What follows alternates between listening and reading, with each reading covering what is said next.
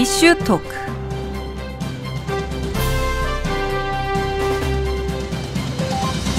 네, 다양한 사회적 이슈 전문가 모시고 이야기 나눠보는 시간, 이슈 토크 시간입니다. 최근 유명 관광지나 식당이 불친절, 바가지 요금 논란을 일으키면서 문매를 맞고 있습니다. 이런 논란은 해프닝으로 끝나지 않고 인근의 관광 수요가 감소하는 사태로도 번지곤 하는데요. 이런 일이 매해 반복되고 있다는 점도 문제입니다. 이 사태를 근절하기 위해서 무엇이 필요할지 저희가 함께 이야기 나눠보겠습니다. 상지대학교 호텔항공관광경영학과 장경수 교수 모셨습니다. 교수님 어서 오세요. 예, 안녕하세요. 네, 반갑습니다. 참 여름 휴가 성수기는 이제 좀 지난 것 같습니다. 개학도 시작을 했고요. 뭐 요즘 휴가철의 가장 큰 키워드나 아니면 뭐 트렌드 이런 거는 뭐였다고 보셨습니까? 예, 이번 주가 아마 마지막 휴가철이 될 것 같습니다. 휴가 끝나봐야 이제 정확한 분석은 될 것 같지만 예전의 트렌드, 작년 트렌드랑 올해도 비슷할 것 같은데요. 뭐 과거와 좀 달라진 게 있다 그러면 그 유명 관광지를 찾는 것보다는 지역에 있는 숨은 명소 그리고 지역의 음식, 전통 문화를 체험하는 등 이 진짜 그 현지의 문화를 체험하려고 하는 그 로컬 인사이트라고 하는 그런 트렌드가 나타나고 있습니다. 아, 그렇군요. 그리고 또 하나 말씀드리면 이제 반려동물 인구가 굉장히 많이 늘어났죠. 네네. 1000만 명이 넘어간다고 하니까요. 그러면서 이제 반려동물과 함께하는 휴가지가 새롭게 각광을, 그래서 펫캉스라는 말이 나올 정도로. 펫캉스. 예. 그리고 또 하나 이제 본다 그러면 그 젠지 세대들이라고 하는 20, 30대들이 있죠. 예. 이들이 굉장히 합리적인 소비를 추구하다 보니까 이 가성비가 있는 휴가지를 선호하는 그런 현상들이 나타나고 있는 것 같습니다. 아, 그렇군요. 크게 이제 세 가지를 얘기를 해주셨는데 뭐 유명한 데에 북적이는 것보다 진짜 나만의 숨은 명소, 로컬의 어떤 그런 곳을 찾아가는 로컬 인사이트나 말씀하신 것처럼 예전에는 뭐 양양의 서퍼비치가 굉장히 유명했다면 요즘은 이제 멍비치가 또 굉장히 핫한 그런 양상 그리고 가성비를 찾는다. 이렇게 또 분류를 해주셨습니다. 아니 근데 이제 또 매년 휴가철만 되면 불거지는 문제가 바로 뭐 앞서도 말했지만 불친절하거나 바가지 요금. 이 문제는 정말 꽤 오래전부터 나왔던 문제예요. 뭐 한철 장사라고 해서 뭐 바가지 요금을 당연하게 받아들이는 문화도 좀 있었던 것 같아요. 네, 그렇습니다. 뭐 예전에는 휴가하면 바다 계곡 그리고 이제 바가지 요금이 가장 먼저 떠올랐죠. 네. 그래서 비싼 요금 타서 그런 생각들을 하고 갔던 것 같은데요. 그래서 휴가철이 되면 뭐 보통 요금이 한 2배에서 많게는 뭐 10배까지 오르는 그런 현상들이 있었습니다. 예. 그래도 또 이제 그 소비자들도 어느 정도 뭐 그 성수기 요금이 올라가는 건 당연하게 받아들이는 것이 이제 문화는 있었죠. 네. 근데 그게 이제 너무 과도하게 비싸게 되면 받아들이는 건 힘들어지는 것들이고요.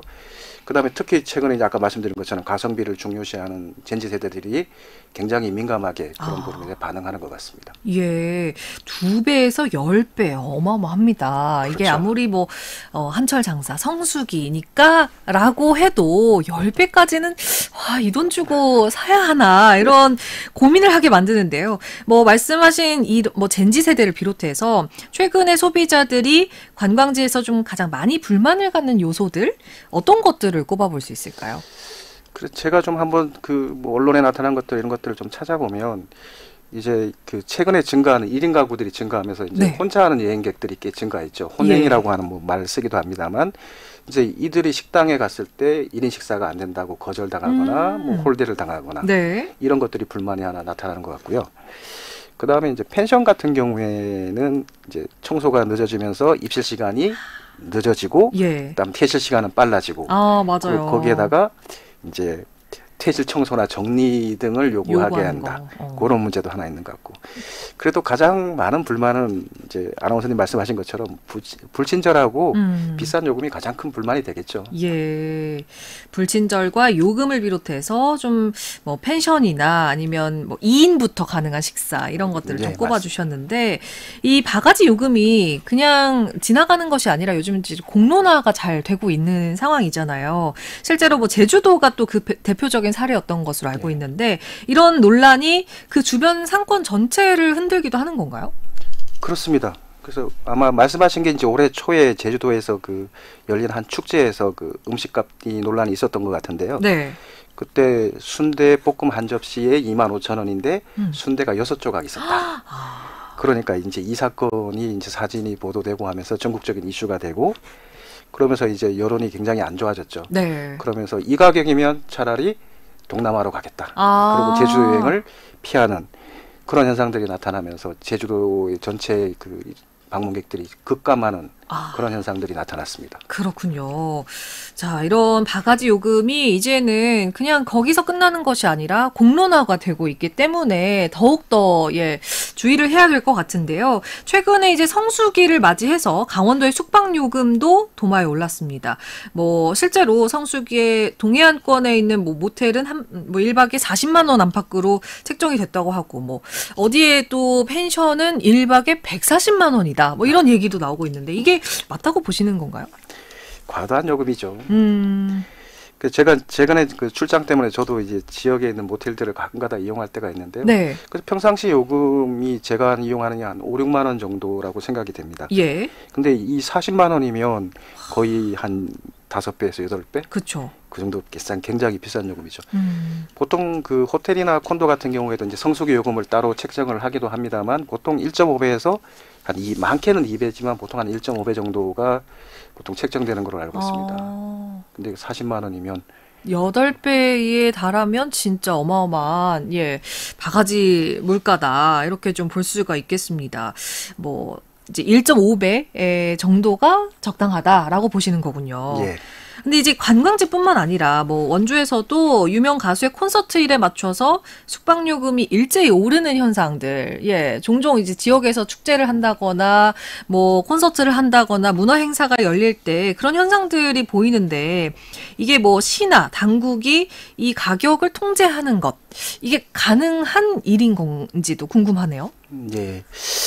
그 대형 이벤트가 있을 때 숙박 요금이 막 엄청 오르게 되는 그런 현상들이 있었죠. 자주 일어나는 일들이라고 생각됩니다. 네. 최근에는 지금 11월에 있을 부산에 있는 불꽃축제 기간 동안에 숙박 요금을 200만 원을 요구했다는 기사가 나오기도 했습니다. 와. 그러니까 이게 꼭 원주에서만 일어나는 일은 아닌 거죠. 예.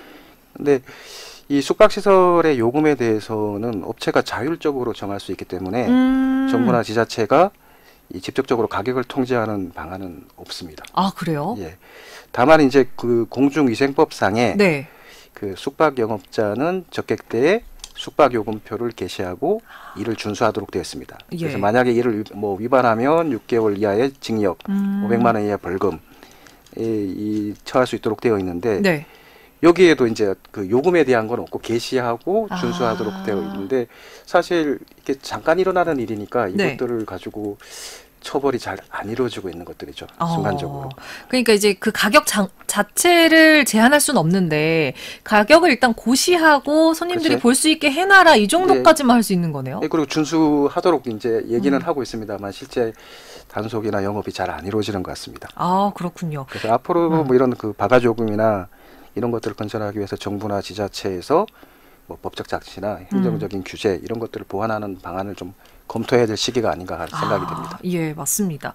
근데 이제 가격이 이렇게 성수기에 쫙 오르는데 가격은 오르는데 서비스는 사실 그대로거나 오히려 막 너무 바쁘다 보니까 더 안 좋아지는 그런 것도 굉장히 문제일 것 같은데 어떻게 보시나요?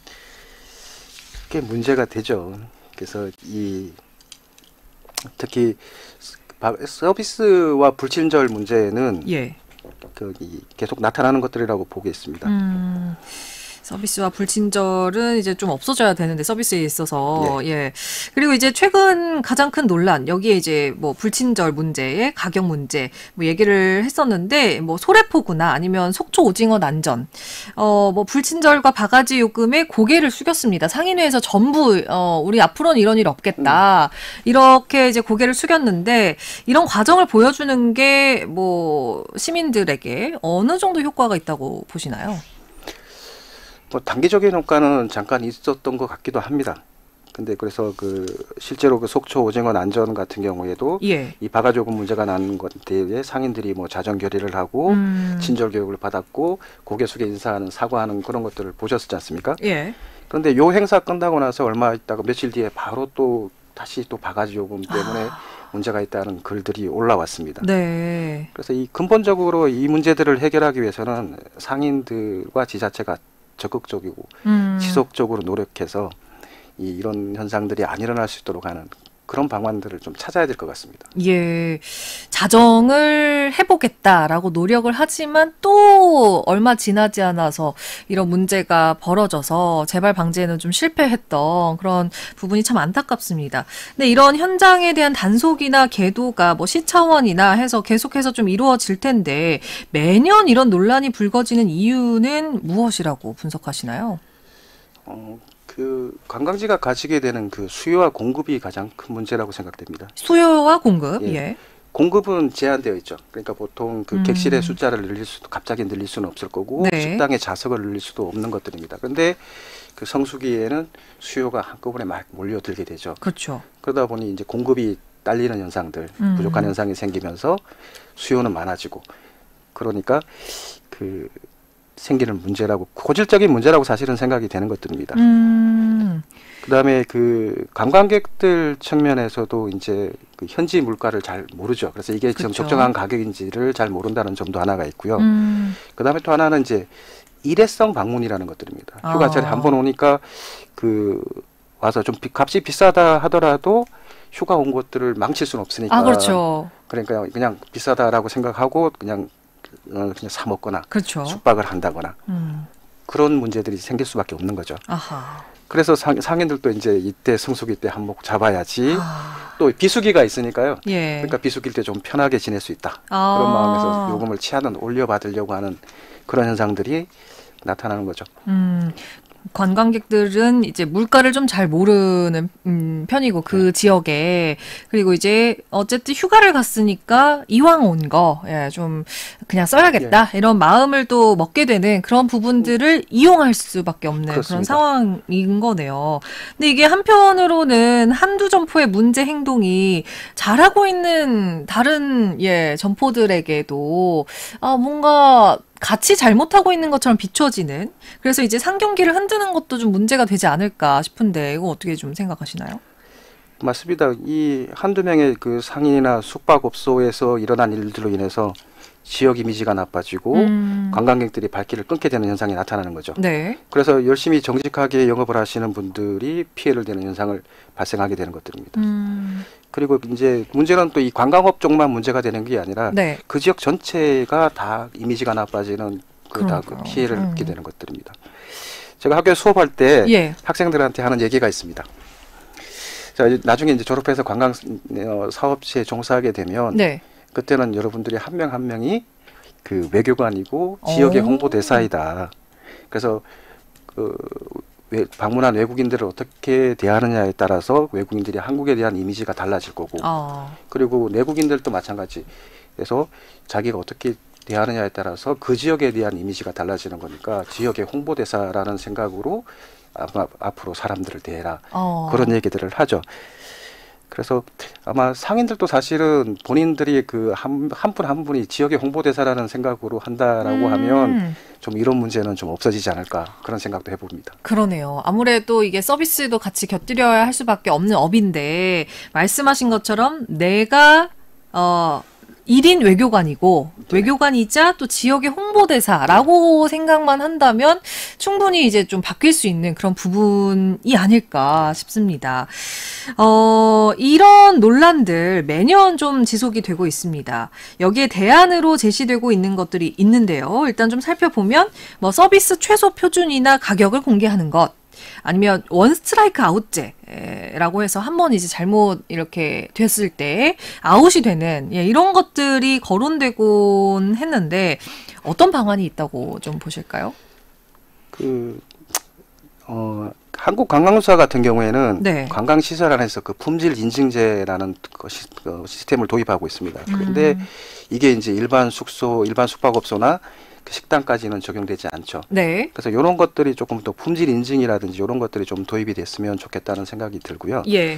그다음에 요금에 대해서는 이제 표준 요금제 같은 것들을 한번 검토해 볼 수 있을 것 같습니다. 표준 요금제. 그래서 지자체들하고 지역 상인들이 협의를 통해서 그 합리적인 가격을 설정하고 준수할 수 있도록 하는 것들이죠. 물론 이 방안도 잘못하면 이제 담합이라는 문제를 불러일으킬 수 있으니까 그래서 시장 물가 등을 좀 감안해서 적정 가격을 산출하고 또 이렇게 좀 해면 이런 문제도 비켜갈 수 있지 않을까 싶은 생각이 들고 있습니다. 그러니까 표준 요금제를 얘기해 주셨는데 이게 그러면 뭐 성수기에만 이렇게 적용할 수 있는 표준 요금제 이렇게 할 수도 있는 건가요? 자, 그렇게 하면 이제 성수기, 비수기 표준 요금제가 이렇게 해서 아까 말씀드린 것처럼 뭐 성수기에는 아무래도 좀 가격 상승이 전체적으로 이제 물가 올라가니까 뭐 1.5배라든지 예. 뭐 2배라든지 이 정도까지 이렇게 범위를 정하면 그렇게 막 과도한 바가지 요금들은 안 생길 거라고 생각이 되는 것들입니다.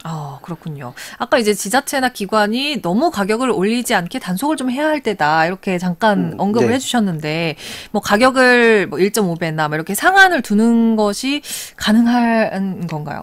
사실 법적으로는 조금 불가능하죠. 그러니까 가격에 대한 제한선이나 이렇게 시장 자율에 맡겨둔 부분이라 좀 그런 것들은 불가능하지만 그래도 지자체가 지속적으로 숙박업소나 가격들을 모니터링하고 그다음에 또 이제 그 홈페이지나 그다음에 그 스마트폰 앱 등의 그 숙박요금이나 식당의 그 메뉴와 가격 등을 공개하는 방안을 했습니다. 그러면 이제 소비자들이 선택을 할 수 있겠죠. 그렇죠. 그러니까 가격을 보고 이제 선택할 수 있는 그런 방안도 있을 것 같고요.